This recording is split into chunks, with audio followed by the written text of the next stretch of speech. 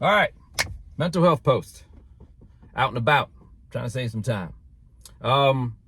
So I saw the movie recently. I had seen it before, but I watched it recently. Glass. It's one of 3 in the M. Night series. Some of y'all might be aware of it. You had the first movie, Unbreakable, that is focusing more on a character that's played by Bruce Willis. Bones unbreakable and he's really strong, right? Superhero levels of strength. And then you've got, what was the next movie? Split, a person with DID. If you don't know what that is, look it up. But one of his alters had super strength as well, could climb on walls. He was referred to as the Beast, I believe. That was played by James McAvoy. And then the third movie, which I'm talking about, Glass. And that is Samuel L. Jackson. And his bones are very breakable, you know, like glass. But he's super smart, super villain level smartness. So you have Sarah Paulson, the great Sarah Paulson, comes in playing a doctor. She's a psychologist or something like that. So she comes in and she is trying to convince the 3 of them, who are in a mental hospital, that they don't have these superpowers, that they're just delusional. That's what she's trying to convince them of. And I was intrigued by that thought about the power of belief within our daily mental health, within our daily journeys, really. Just how much belief plays a part. Positive effect or negative effect, right? You could go, like, your mindset going into work. And some people have really grueling jobs, but regardless of the type of work that you do, you have to have a certain mindset going in that you're going to be able to tackle all of these challenges going into work. You're going to be able to deal with all these coworkers, these hard bosses sometimes to deal with, hard clients sometimes to deal with. Everything that goes into your job, you have to have the right mindset going in to be triumphant.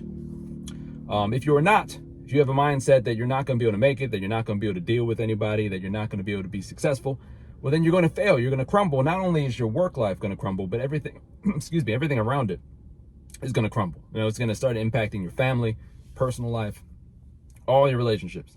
And it starts just with your mindset going into work every single day.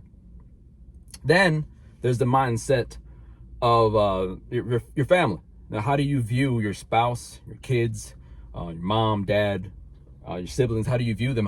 That impacts how you treat them, right?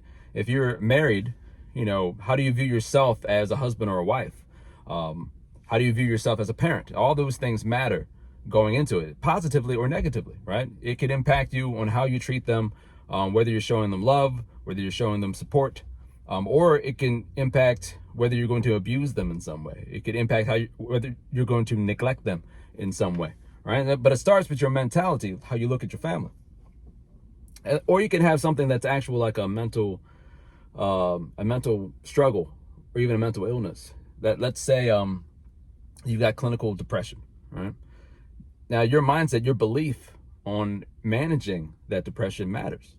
You know, whatever your plan might be, whether it's therapy, whether it's some sort of medicine you're taking, whether it's your environment, your scenery, the people around you, whatever type of counsel you received, you need to have a belief that this is going to work, that you're going to be able to manage it each day. If you have the opposing view that you believe that you're not going to be able to do it, then again, everything's going to crumble. So that belief part to me is important. And I found it interesting, an interesting part of the movie. Now, spoiler alert, I feel like the movie's been around long enough. Sarah Paulson's character, not the best in the morality department, we'll say. I'll leave it at that.